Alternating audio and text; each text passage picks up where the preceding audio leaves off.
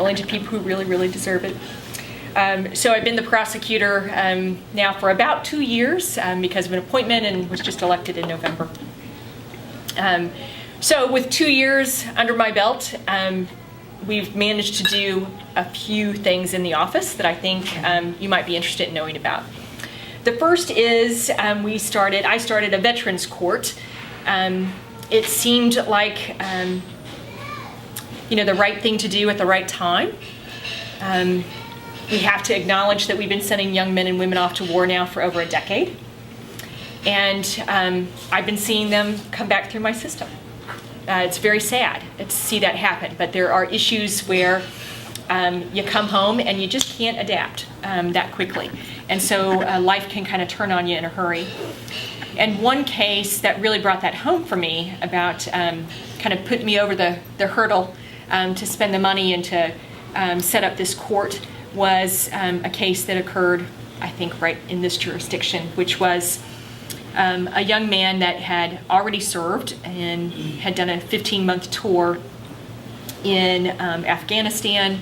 He had received notice that he was being called up a second time, and he went on a kind of a binge of drinking with a buddy. It went on throughout the night, and then he and buddy come home, and it's those evenings often don't end well, but this one really did not end well. So he held a gun on his roommate for a period of time. Roommate leaves, is allowed to leave the apartment at one point in time. The police now have the place surrounded. And this young man did something that we know, even in the state that he was in his, the state of thinking he was in, he still knew what he was about to engage in. So he stepped outside of his apartment door, knowing that police had surrounded his home, and he had a weapon in his hands.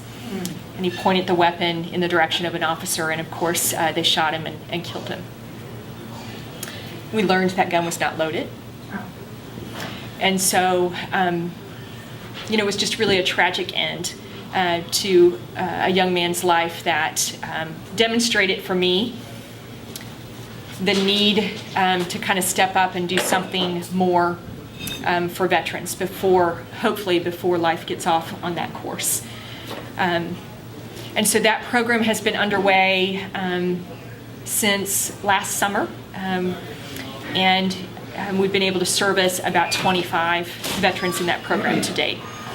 And so that's a partnership with the court, with my office, of course, and the Veterans Administration, where we can provide services and address mental health issues, and hopefully get people back out of the courthouse and on the road to living a productive life again, and where they won't come back into the courthouse, that is.